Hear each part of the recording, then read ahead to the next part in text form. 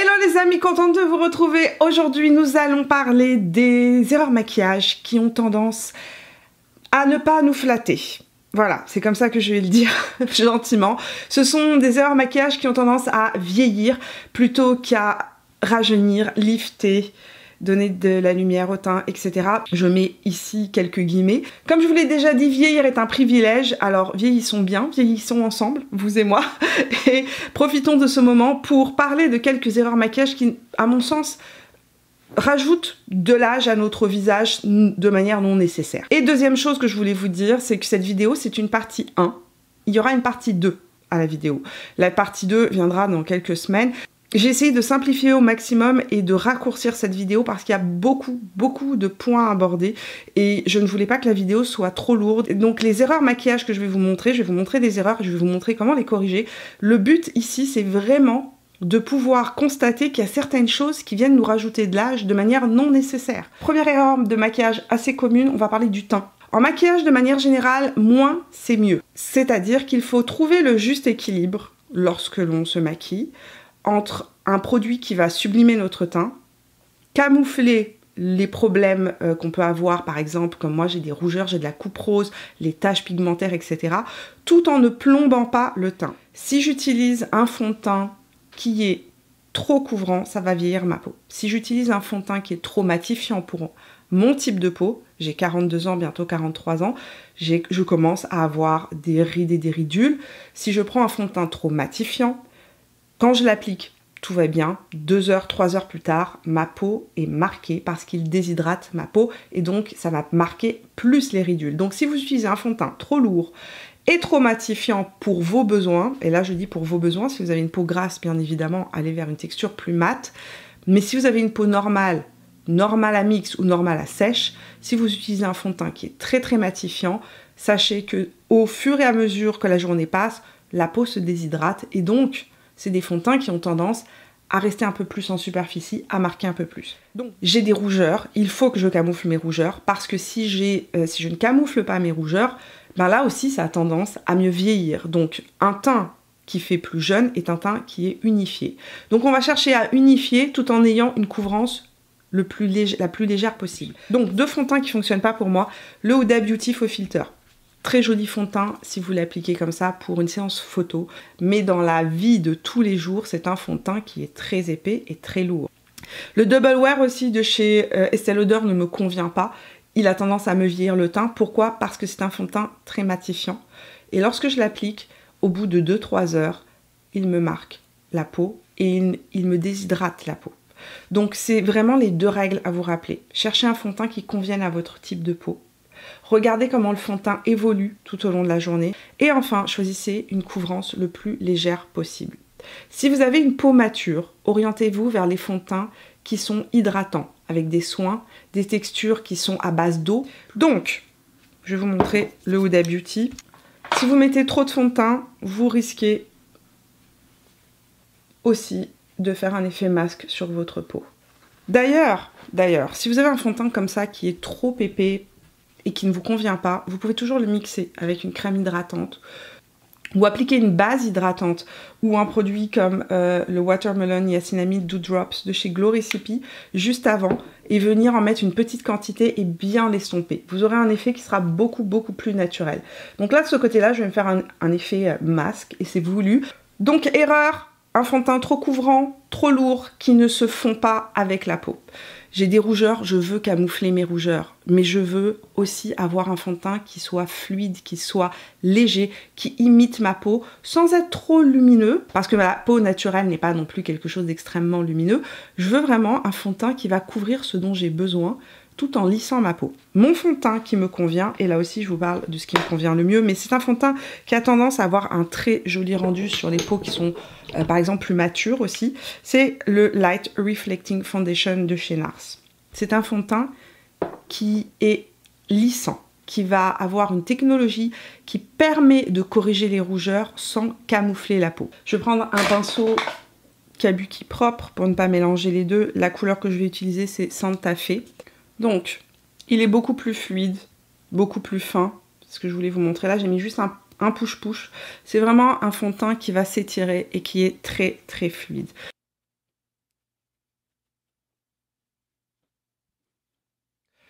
J'ai éteint la ring light pour vous montrer la différence. Je vais venir corriger maintenant uniquement les endroits où j'ai besoin de correction. Parce que là où j'ai des rougeurs, évidemment, je veux pas non plus que mes rougeurs apparaissent. Donc ce que je vais faire, c'est que je vais venir rajouter un tout petit peu de fond de teint uniquement là où j'en ai besoin. Et je vais pas venir en rajouter partout.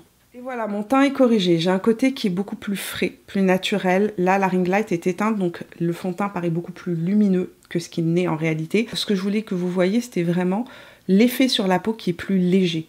De ce côté-là, j'ai un effet de peau genre parfaite, presque plastique, qui n'est pas réel, qui a du mal à bouger. Et regardez les rides. C'est absolument horrible.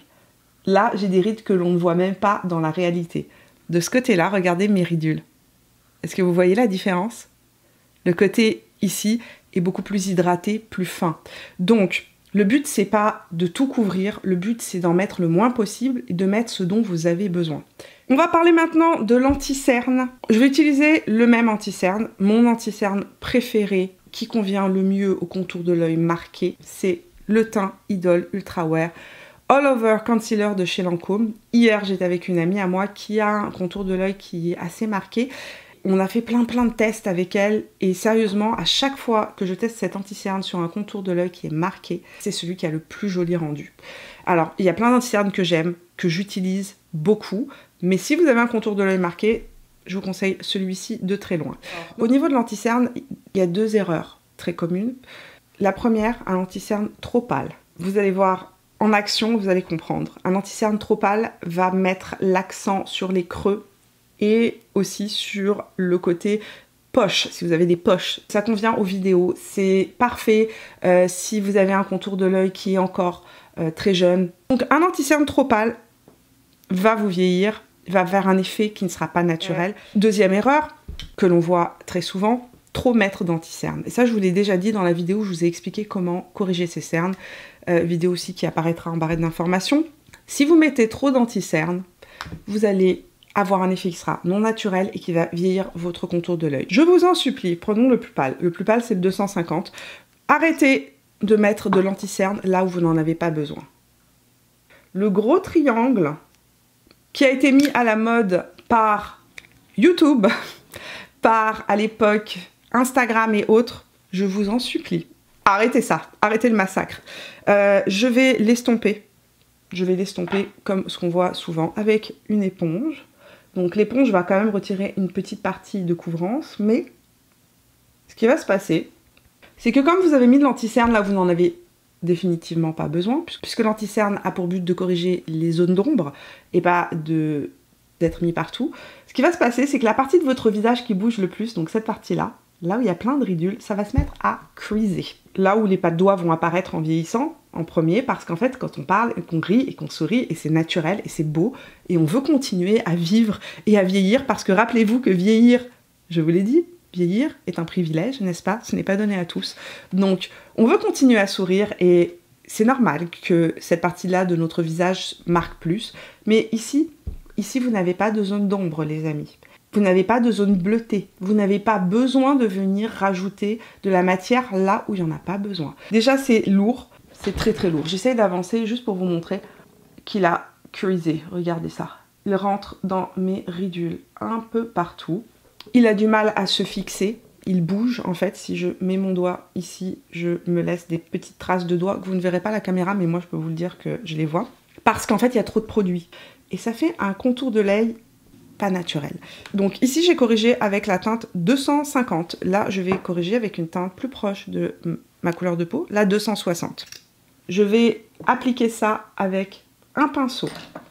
Donc, la teinte de l'anti-cerne est différente. Ici, je suis sur un anti-cerne plus pâle. Ici, je suis sur un anti-cerne qui a la couleur de ma peau. Et la quantité d'anti-cerne n'est pas la même. Pourquoi est-ce que j'en ai mis ici à l'angle externe? Parce que ici, j'ai tendance toujours à avoir des rougeurs. Et je vais commencer par estomper cette partie-là. Et ensuite, je vais venir appliquer ou estomper ça en creux. Je remonte ici un petit peu mon anti-cerne. Je n'applique pas d'anti-cerne sur cette partie de mon visage. Je n'en ai pas besoin. Je n'ai pas de zone d'ombre à cet endroit-là. Par contre, ma peau, Elle va vivre, elle va se marquer au fur et à mesure de la journée. Si je mets de l'anti-cerne ici, ça va creaser, ça va marquer, ça va vieillir mon contour de l'œil. De ce côté-là, j'en ai plus mis, donc évidemment, mon cerne est plus camouflé. Mais j'ai mis aussi une couleur beaucoup plus pâle. Est-ce que vous voyez comment ça met en... Ici, j'ai une petite poche, un petit effet de poche. Regardez comment on voit la poche apparaître. Le côté clair va avoir tendance à accentuer les poches. Si vous avez tendance à avoir des poches, utilisez un anti-cerne de la couleur de votre peau. Ne venez pas prendre un anti-cerne plus clair pour illuminer votre contour de l'œil. Ça va avoir tendance à mettre en avant ce que je vous montre ici, les poches. Alors qu'avec un anti-cerne de la couleur de ma peau, j'en ai une ici de poche aussi, mais on la voit pas. Parce qu'en fait, elle n'est pas mise en avant par la couleur de l'anti-cerne. Tout ce qui est clair attire la lumière. Ça attire la lumière. On a parlé de l'application de l'anti-cerne. Trop en mettre ou le mettre en triangle, c'est un non. En mettre uniquement là où on en a besoin. Pas plus. Traitons le mal par le mal. Quand on met beaucoup d'anti-cerne, qu'est-ce qui se passe? Le produit crease. Je pense que ça se voit. J'ai une bonne quantité de pâté d'anti-cerne qui est rentré dans mes ridules. Et là, puisqu'on a toujours des solutions pour tout, n'est-ce pas? Les gens qui vont mettre une tonne de produits vont dire oui, mais moi, je poudre. Rappelez-vous toujours de cette règle. Moins, c'est mieux. Je vous l'ai déjà dit au début, pour le fond de teint, moins, c'est mieux. Dans toutes les étapes de votre maquillage, moins, c'est mieux. Plus vous rajoutez de produits, plus le rendu sera non naturel et donc aura tendance à vous vieillir. L'autre erreur que l'on voit par rapport à l'anti-cerne, c'est la merveilleuse technique du baking. Alors, baking, qu'est-ce que c'est? C'est venir appliquer beaucoup de poudre. C'est une technique de théâtre, hein. C'est pas une technique qui n'existe pas, qui a été inventée par les youtubeurs beauté. Le baking consiste à appliquer beaucoup de poudre pour que la poudre vienne absorber l'excédent de gras du produit, ensuite venir estomper avec un pinceau lorsque la poudre s'est fixée, et ça promet de lisser en fait le contour de l'œil, et ça promet aussi de retirer le côté gras, et donc d'éviter le creasing au cours de la journée. Le problème du baking, c'est que comme je vous l'ai dit, plus vous mettez de matière, plus ça a un effet vieillissant. Moins ce sera naturel à la lumière du jour. Après, chacun a des goûts différents et il y a des personnes qui vont trouver ça plus joli qu'un effet naturel. Seulement, ce que je peux vous dire, c'est que quand on sort dehors, en lumière du jour, et que on s'est fait ça sur le visage, on n'est pas sur une scène de théâtre. Parce que cette technique-là, elle a été créée à la base pour le maquillage de théâtre, d'opéra, etc. où on est loin des spectateurs, très très loin, et donc on veut illuminer le contour de l'œil et on veut effectivement créer des zones d'ombre. On appuie beaucoup plus, on fait du contouring en théâtre, etc. Mais dans la vraie vie, vous n'êtes pas à des kilomètres dans une lumière tamisée, n'est-ce pas? Vous êtes face aux gens, avec la lumière du jour, et la lumière du jour, c'est ce qu'il y a de plus puissant. C'est 10 fois plus puissant que les lumières que j'ai ici. Donc, ça va donner un rendu complètement différent. Et ça ne sera pas naturel, ça risque de alourdir votre contour de l'œil. De plus, si vous avez des rides, ici, sur le contour de l'œil, ça va les marquer. Ça va rendre le contour de l'œil sec. Et ce qui va se passer, c'est que vous aurez un contour de l'œil qui sera certes illuminé, mais un effet peu naturel et un effet qui sera marqué. Si je souhaite absolument poudrer mon contour de l'œil, ce qui n'est absolument pas une nécessité, d'ailleurs dans la vie de tous les jours, moi je poudre pas mes anti-cernes, mais que vous avez vraiment envie de poudrer votre anti-cerne et que vous avez envie de lisser un petit peu le contour de l'œil, vous pouvez poudrer. Il y a deux techniques. On va prendre un pinceau MAC 240S, avec une de mes poudres préférées, c'est la Airbrush Flawless Finish de chez Charlotte Tilbury. Je vais prélever de la poudre, retirer l'excédent, toujours retirer l'excédent. Donc j'applique ma poudre ici et ensuite je l'applique en ras de cils, mais vraiment le plus proche possible de mon ras de cils. Je ne vais pas appliquer de poudre ici, parce que si j'applique de la poudre ici, ça va marquer mon contour de l'œil. Dans la vie de tous les jours, je suis quelqu'un qui n'aime pas poudrer, parce que dès que je poudre, moi je trouve que ça marque mes ridules. Mais après, chacun fait ce qu'il veut. Si vous n'avez pas de pinceau, mais que vous avez une houppette, la houppette peut être aussi géniale pour venir appliquer et lisser le contour de l'œil sans marquer de manière excessive les ridules. Je prends toujours la même poudre, houppette LH Cosmétique. Ne faites pas les deux. Hein. Là, je ne vais pas me redémaquiller le visage, donc je vais vous montrer la technique avec la houppette, mais ne venez pas appliquer de la poudre au pinceau puis à rajouter la houppette. C'est non nécessaire. Mais si vous avez juste une houppette, prélevez votre poudre avec votre houppette, retirez l'excédent et appliquez votre poudre uniquement ici. J'essaie de vous le montrer vraiment de manière très précise. Ne venez pas appliquer de poudre ici, parce que ici, c'est la partie du visage qui bouge le plus. Quand je bouge ici, la partie interne de mon creux de l'œil va bouger beaucoup moins que cette partie-là. Retirons ce baking, tant apprécié des acteurs de théâtre et d'opéra, n'est-ce pas, autrefois. Et oh my god, c'est moche. Comment est-ce que je vais faire pour vous montrer ça? Je vais rééteindre la ring light. Le problème que j'ai, c'est que je tourne avec une caméra. Et qu'une caméra, c'est pas un œil humain, je vous l'ai déjà dit. Et que la caméra, plus on en met, généralement, mieux c'est. Alors que dans la vie de tous les jours, plus on en met, plus lourd c'est. Mais ici, ce que j'essaie de vous montrer, c'est le côté carton sous mon œil. Vous voyez comment ici, le fond de teint a marqué ici. Et là, c'est lourd. C'est pas léger, c'est pas naturel. Ça fait véritablement un côté super, super lourd. De ce côté-là, j'ai un contour de l'œil qui est naturel. J'aurai toujours un peu de cernes. Je ne veux pas gommer toutes mes cernes. Je veux pas avoir un visage qui disparaît sous le maquillage. Je veux garder un aspect naturel de ma peau. Regardez ce côté-là. Regardez les rides. Si je souris, est-ce que vous voyez la texture, l'effet épais? Et de ce côté-là, c'est naturel. C'est plus lumineux. Ça vit. Donc de loin, avec des lumières artificielles et une caméra, ce côté-là va paraître certainement plus corrigé. Seulement dans la vraie vie, croyez-moi sur parole, parce que le rendu d'une caméra avec des lumières, c'est pas comme à l'extérieur. Avec votre œil d'humain, ce côté-là va être plus frais, plus naturel, moins marqué. Merci d'avoir regardé le détail de ma peau et l'intérieur de mes pores, n'est-ce pas, quand je me suis approchée. J'espère que vous avez apprécié l'expérience. Maintenant, nous allons parler du regard, comme vous l'imaginez. Donc, erreur numéro 3, parlons du regard. Corrigeons un petit peu cette paupière mobile et parlons de cette erreur très commune. Regardez la différence entre mes deux yeux. Ne pas corriger sa paupière mobile va fatiguer votre regard. La paupière mobile est très fine.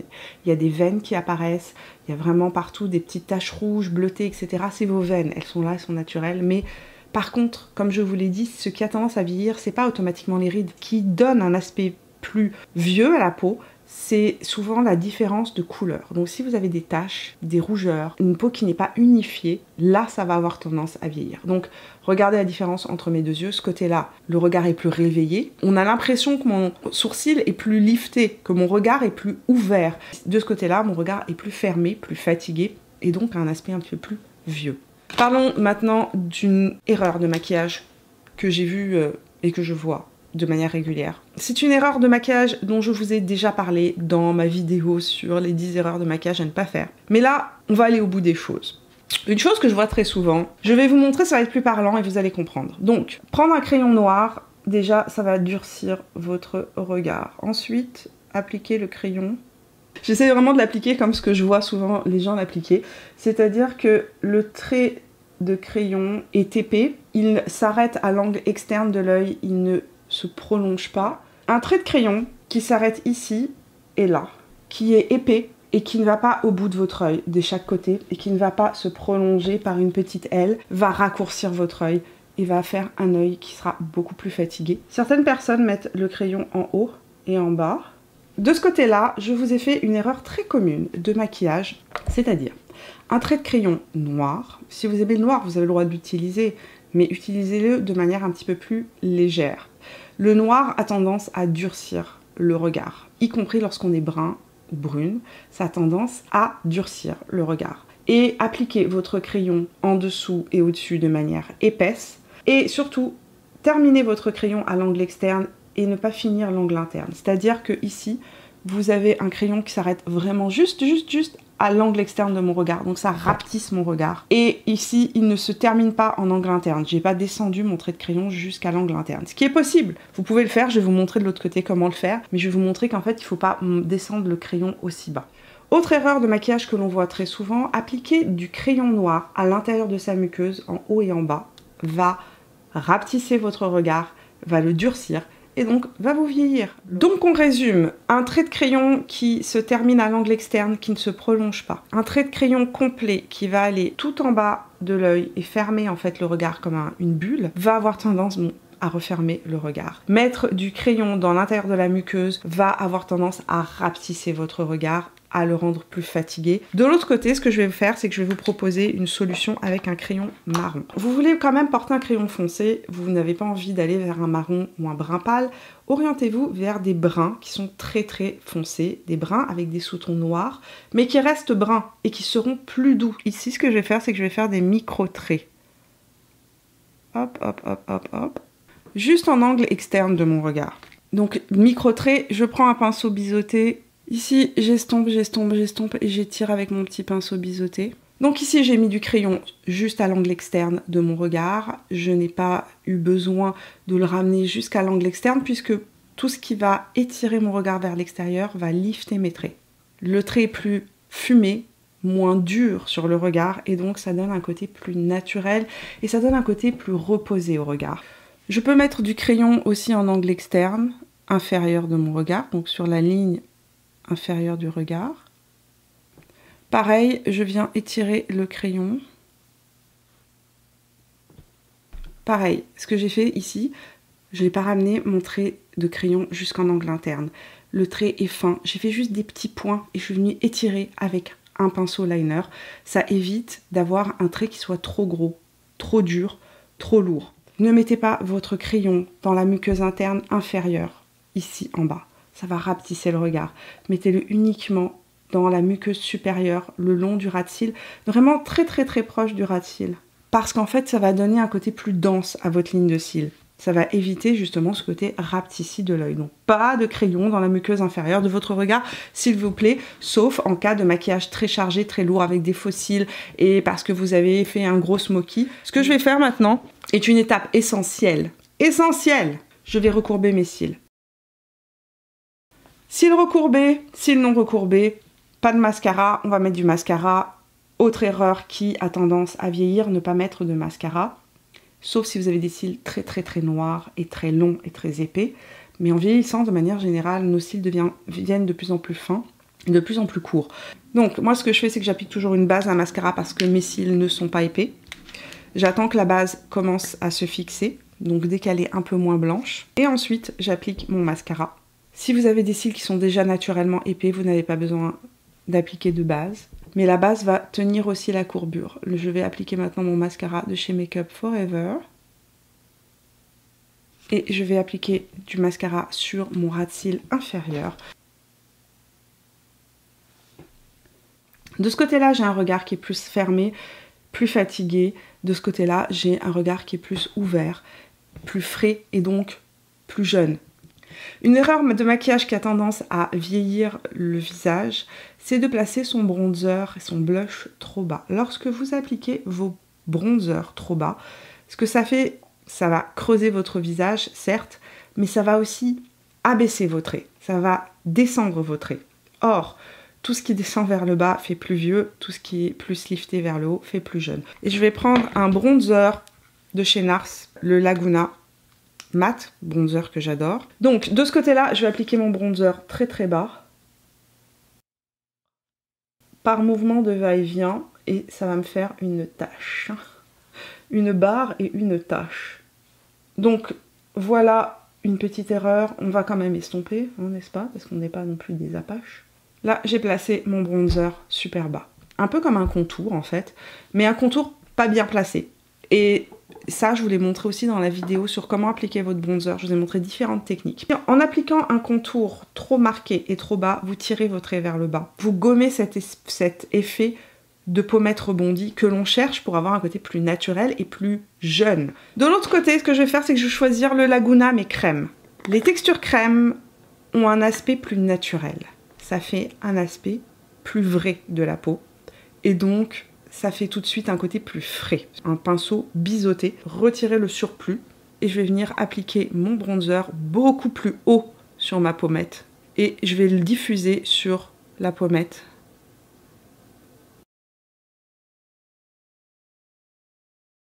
Je lifte vers le haut, je descends vers le bas. Je remonte le bronzer sur ma tempe. Et ce que je vais faire, c'est que je vais appliquer aussi du bronzer, chose que vous me voyez faire très très souvent dans mes vidéos maquillage 10 minutes, sur juste le haut, le rebondi en fait de l'arcade sourcilière. Et je vais l'étirer vers l'extérieur et je vais fondre tout ça. qu'on appelle un effet drapé. C'est-à-dire que la même couleur se retrouve ici, ici et là. Et ça mimique un effet du soleil plus naturel. Et ça donne du rebondi à ma joue. Alors qu'ici, j'ai tiré carrément ma joue vers le bas. Je grossis les traits aujourd'hui vraiment pour que vous compreniez de quoi je parle. Évidemment que certains vont estomper ça, ce sera peut-être pas aussi caricatural, mais ce que je veux c'est vraiment que vous voyez la différence et que ce soit marquant pour que quand vous soyez face à votre miroir, eh ben, vous puissiez utiliser les bons gestes et réadapter votre maquillage à votre visage. Ok, on va finir cette vidéo avec un bonus, petit bonus dont je vais vous parler, les lèvres. Je ferai une vidéo dédiée vraiment aux erreurs maquillage des lèvres parce qu'il y a beaucoup à dire, il y a beaucoup de choses. Rouge à lèvres trop pâle, contour trop intense par rapport à la couleur du rouge à lèvres que vous utilisez, etc. La texture, il y a beaucoup de choses à dire sur les rouges à lèvres. Je suis un mauvais exemple pour vous montrer les erreurs de maquillage sur les lèvres parce que j'ai des lèvres qui sont naturellement très pulpeuses. Et évidemment, avoir des lèvres plus pulpeuses donne toujours un effet plus jeune au visage. Mais sachez par expérience que si vous avez une lèvre qui est très mince ou que vous avez une lèvre qui est très marquée, vous avez un contour de lèvres qui est extrêmement marqué, ou bien que vous avez une bouche qui est très petite, utilisez des rouges à lèvres mat sans transfert va avoir tendance à marquer les ridules. Ici, je vais juste appliquer un rouge à lèvres mat sans transfert et je vais vous montrer au bout de quelques minutes le rendu sur les lèvres. Quand on l'applique, il n'y a rien de catastrophique, il est super joli, il est mat, et le problème va arriver d'ici quelques minutes. Nous allons revenir dans quelques minutes. Le rouge à lèvres est en train de se placer. Si vous avez une lèvre qui est plus fine que moi, plus marquée, plus déshydratée, si vous avez des ridules, ça va marquer les ridules. Et donc ça va rendre votre lèvre plus dure, au lieu de lui donner un aspect plus poupin, plus regonflé, plus plumpy. Si vous voulez absolument utiliser des rouges à lèvres mat, longue tenue, et que vous avez une bouche qui est très fine, orientez-vous vers les nouvelles textures. Les nouveaux Dior par exemple, les rouges Dior Forever Nude Touch sont des rouges à lèvres qui vont avoir cet effet non transfert. Ils seront légers sur la lèvre. La différence, c'est qu'ils vont être moins desséchants et donc moins marquants. Ok, je vais aller de ce côté-là avec une teinte qui est plus pâle, plus rose, donc moins dure pour le visage. Les couleurs froides vont avoir un côté un peu plus dur sur le visage. Ici, on est sur un rose nude légèrement soutenu qui donne un aspect bonne mine, donc plus frais. Et on est sur un rouge à lèvres mat. Je vais venir le compléter avec un crayon, le Wherever Walnut de chez Make Up For Ever. Ici, je suis restée sur une teinte qui n'est pas nude nude. Il s'appelle nude, mais c'est le 100 Forever Nude Look de chez Dior. On est sur une couleur qui est plus flatteuse, plus fraîche. Le fait que la couleur soit un petit peu plus pâle, sans être trop pâle, va donner du contraste et va donner du volume à ma lèvre.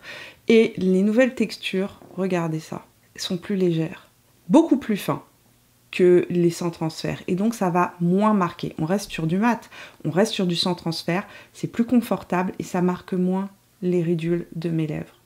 J'ai l'impression d'être le Joker. D'un côté une personne, de l'autre côté une autre personne. De ce côté-là, j'ai appliquer le maquillage avec les erreurs les plus communes que l'on peut voir. De ce côté-là, j'ai appliqué les mêmes produits, mais placés différemment, avec d'autres peut-être teintes pour les lèvres, etc. Juste pour que vous puissiez voir la différence. On a un regard qui est lifté, on a un visage qui est lifté vers le haut, on a un teint qui est plus naturel, plus frais. De ce côté-là, j'ai carrément un teint qui est plombé, qui est lourd. Au niveau de mon nez, je ne sais pas si vous allez le voir. Est-ce que vous allez le voir? Il y a plein de petits picots. Le fond de teint est tellement épais, j'en ai tellement mis, qu'en fait il s'est séparé au niveau du nez. Donc voilà les amis, le rendu de ces erreurs avec la correction. Maintenant, à vos pinceaux, à vous de jouer. Allez vous amuser, tester, essayer, adapter à la forme de votre visage. Sur ma chaîne, je vous ai fait toute une playlist avec plein de vidéos que j'ai fait sur comment appliquer son bronzer, son blush, anti-cerne, le teint, comment choisir son fond de teint, les erreurs de maquillage les plus communément faites. Je vous ai parlé déjà de tout ça. Aujourd'hui, je voulais vraiment faire un focus sur les erreurs de maquillage les plus communes qui ont tendance à vieillir notre visage. Et ça, qu'on ait 20 ans, ou qu'on ait 60 ans. Vraiment, ça n'est pas une histoire d'âge de votre peau, c'est une histoire de comment vous placez les produits, quelle quantité vous en mettez et comment vous les appliquez. Rappelez-vous qu'en maquillage, moins c'est mieux. On n'a pas besoin de tout camoufler. Le but du maquillage n'est pas de vous gommer, n'est pas de gommer tous les défauts de votre peau. Le but du maquillage, c'est de sublimer ces défauts. Et en les sublimant, on apprend à vivre avec et à vivre mieux avec. Les rides ne vont pas disparaître. On vieillit, notre peau s'affaisse, on a des marques sur le visage qui prouvent qu'on a eu la chance de vivre, de rire, de rigoler, etc. Le but, c'est pas de les supprimer. Les gens qui m'écrivent et qui me disent « Mimi, je veux gommer mes rides, comment est-ce que je peux faire ?» Le maquillage ne peut pas gommer vos rides. Par contre, le maquillage peut redonner vie à un teint qui est un petit peu trop terne, peut lifter le visage, redonner du volume. Effectivement, on peut s'amuser avec les techniques. Donc voilà pour cette petite vidéo. Maintenant, à vos pinceaux, amusez-vous, adaptez à qui vous êtes, prenez du plaisir, exprimez-vous à travers le maquillage et testez les techniques et voyez ce qui vous convient. Merci d'être resté avec moi jusqu'au bout de cette vidéo. Si elle vous a plu, n'hésitez pas à me laisser un petit pouce. N'hésitez pas non plus à la partager si vous pensez qu'elle peut être utile à d'autres personnes. Et puis, vous pouvez toujours vous abonner à la chaîne en cliquant sur mon visage ou en dessous sur le petit signe abonnez-vous à la fin de cette vidéo. Je vous fais plein de bisous et à très bientôt pour de nouvelles aventures. Ciao!